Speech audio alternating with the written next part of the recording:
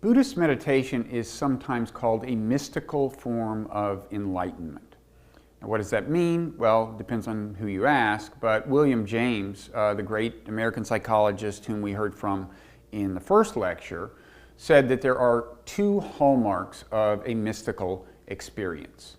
He said that first, it is noetic, and second, it is ineffable. By noetic, he meant that there is a sense that knowledge has been imparted, that some deep insight has been apprehended.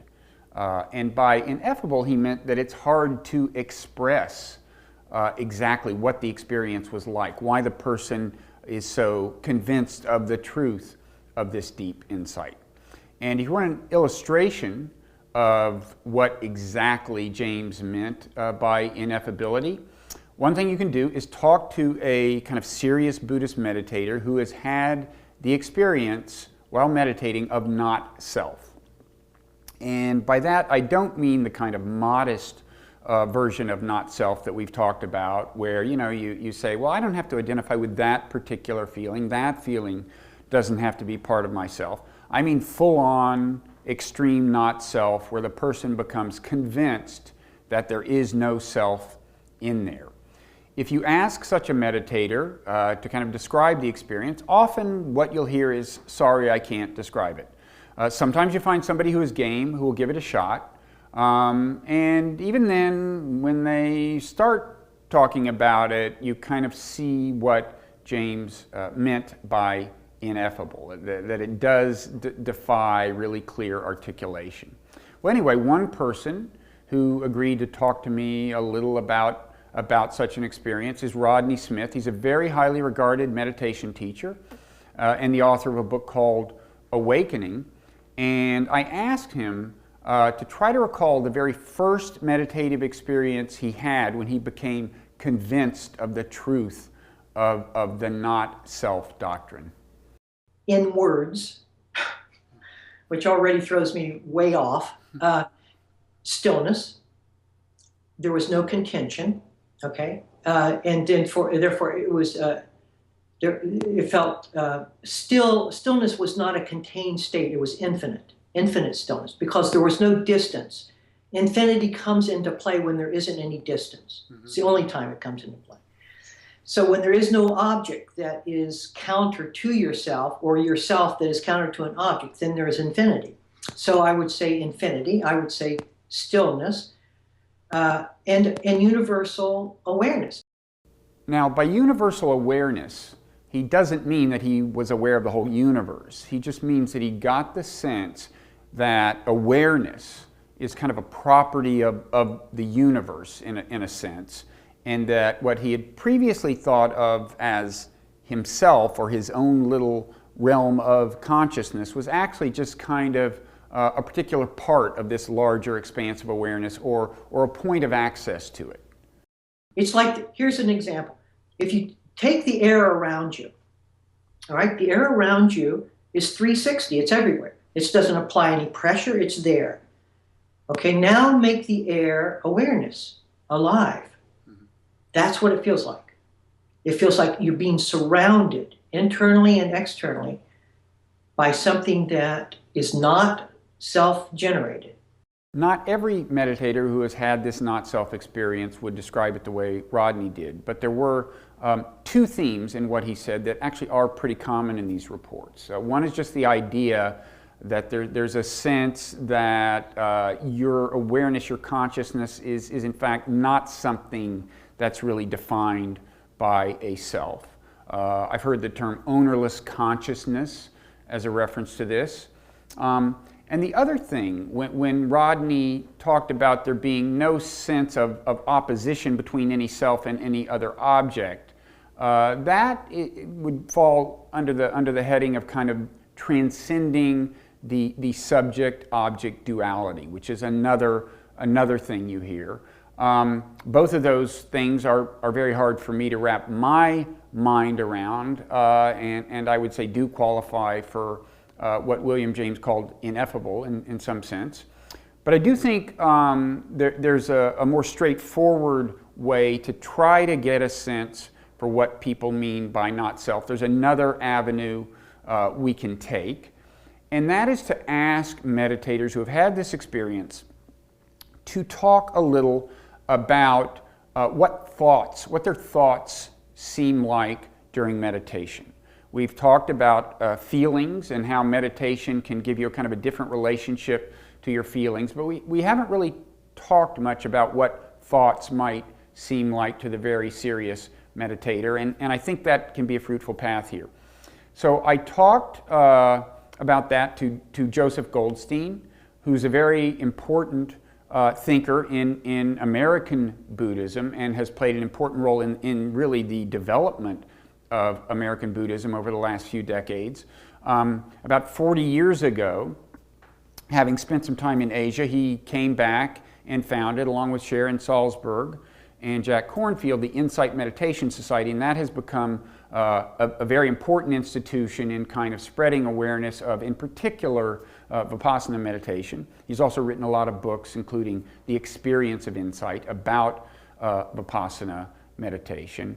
Anyway, I did raise this question of kind of thoughts with Joseph, what thoughts seem like during meditation. So one little exercise to do, it's a kind of fun exercise. Especially if you're sitting in a group, just to play a little bit and to imagine that every thought that's arising in your mind is coming from the person next to you. And just notice if that would make a difference in how you're relating to the thought. Mm-hmm. And it can give you a sense that the identification with thought is extra. Okay. The thought itself is appearing, disappearing like a sound, but being identified with it is something we're adding. Okay, so then in meditation there can be the sense that thoughts are just kind of coming out of nowhere, so to speak, almost like voices, although it's not like you're hearing things maybe literally, but it's more like... Correct. As you might guess, the way he put that reminds me of the modular view of the mind. In the modular view of the mind, the conscious mind doesn't really generate the thoughts, but rather the thoughts are generated by some modules outside of the realm of consciousness. Michael Gazzaniga, an adherent of the modular view of the mind, whom we've mentioned, and who did those split brain experiments that we talked about earlier, has put it this way. Gazzaniga has written, "It's a dog-eat-dog world going on in your brain with different systems competing to make it to the surface to win the prize of conscious recognition." So, as he puts it, whichever notion you happen to be conscious of at a particular moment is the one that comes bubbling up, the one that becomes dominant. Normally, we don't see the bubbling up, right? We don't see a thought kind of enter the conscious realm. Rather, we kind of identify with it immediately, apparently, and just think that the conscious mind generated the thought. And maybe meditation, by kind of calming the mind, making the mind still, lets you actually see the thought emerge in consciousness before you identify with it. In any event, once I kind of saw the parallels between what Joseph Goldstein was saying and this modular view of the mind, I kind of pressed him on the point and tried to kind of crystallize the parallels. Let me see if I have this right.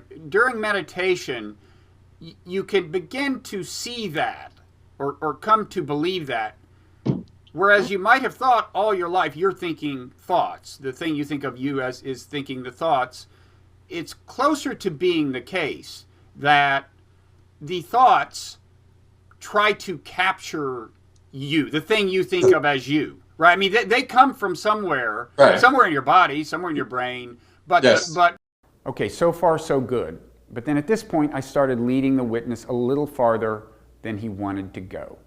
But, yes. But whatever part of your body or brain you're thinking of as you is more like the captive of the thoughts. The thoughts reach out and try to grab it and carry it with them. Well, I think that's kind of an interesting way to describe it, and it certainly feels like that. But I would phrase it a little differently. It's just that the thoughts are arising, mm-hmm. and there is a strong habit of mind to be identified with them. So it's not so much that I think they have the intent to reach out and capture us. Yeah. But rather, there's just this very strongly conditioned, habitual identification. This is how we've lived our lives. Mm-hmm. And it takes a practice to break that conditioning, to be mindful of the thought rather than to be lost in it.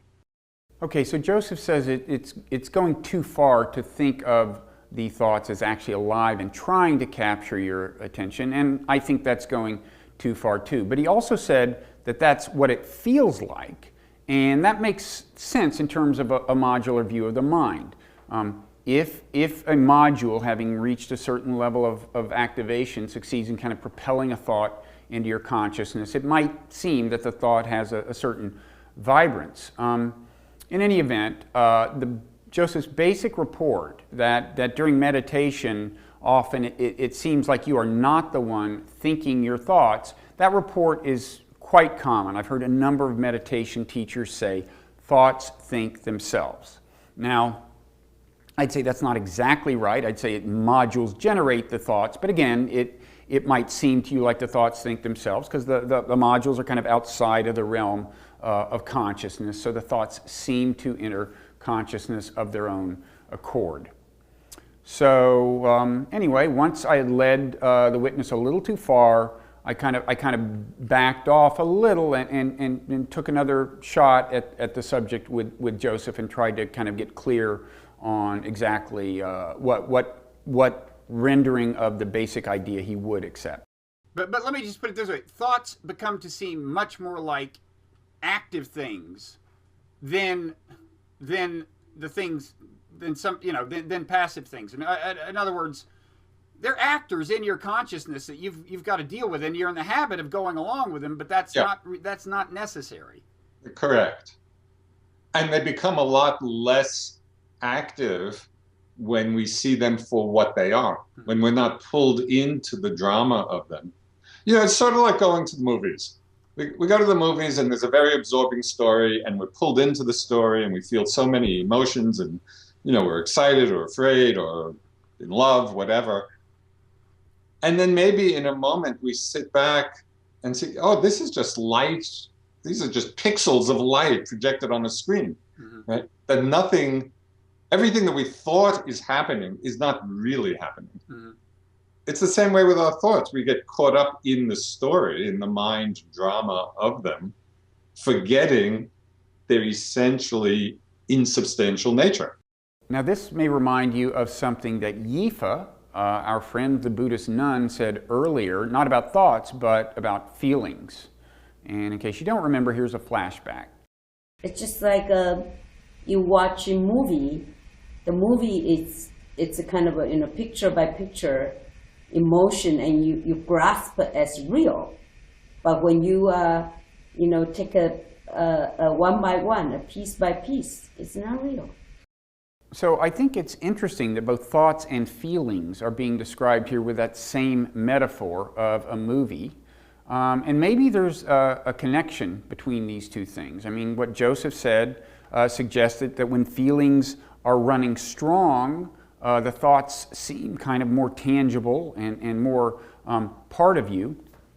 And as I said earlier, there is the view that even when feelings aren't running really strong, still thoughts tend to have a kind of an affective quality, some kind of feeling tone associated with them.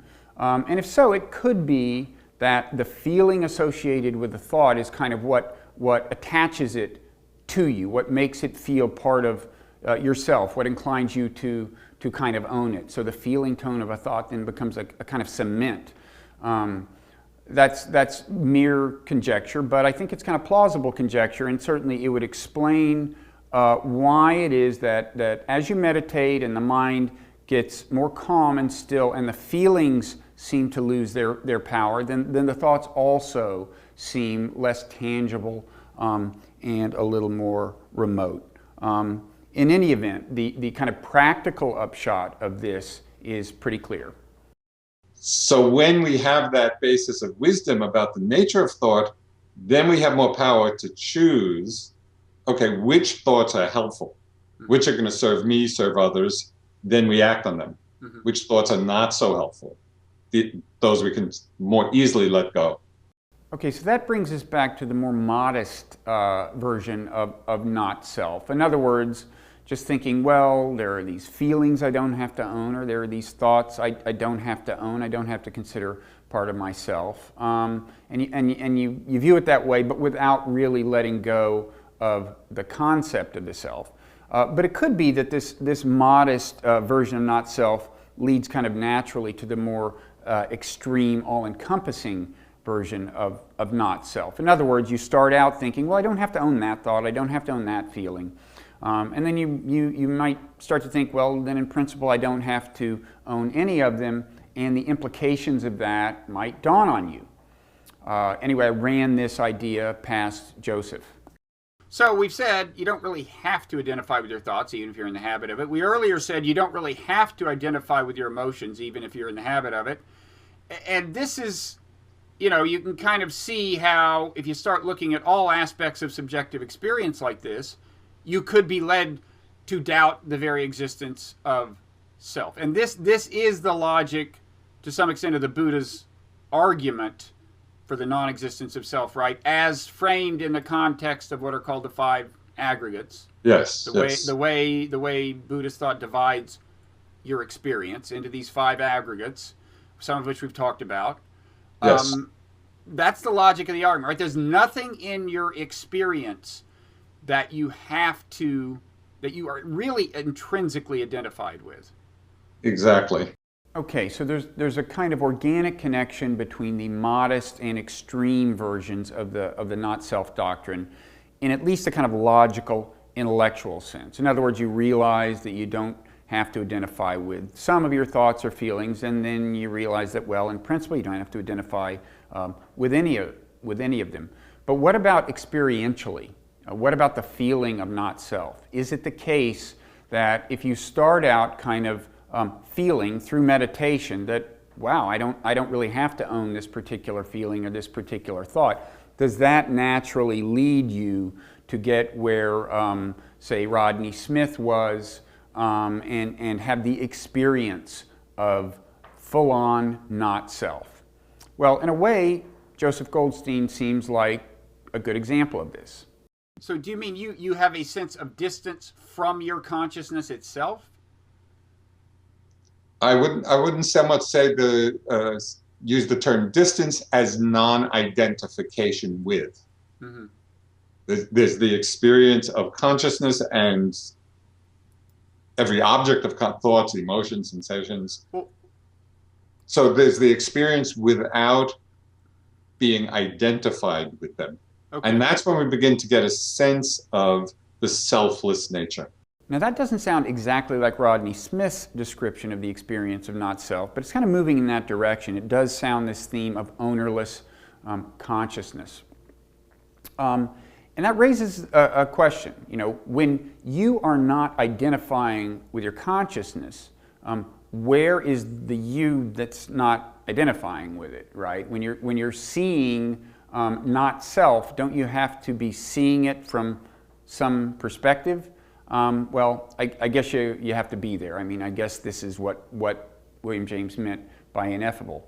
But it does remind me of a question raised by Leda Cosmides, the psychologist we heard from earlier, when she was talking about mental modules, which she was calling mechanisms, and she was talking about how pervasively they influence our perception.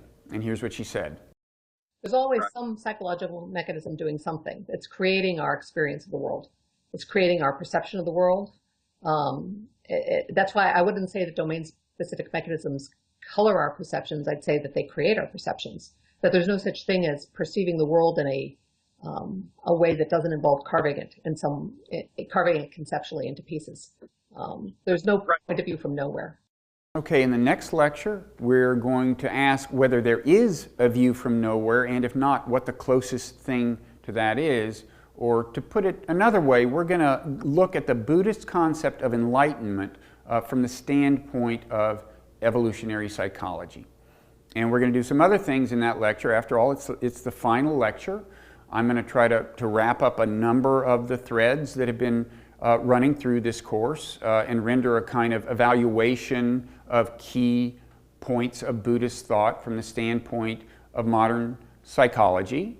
And I'm going to look again at the question of whether Buddhism offers a spiritual worldview that is valid and viable even in an age of science.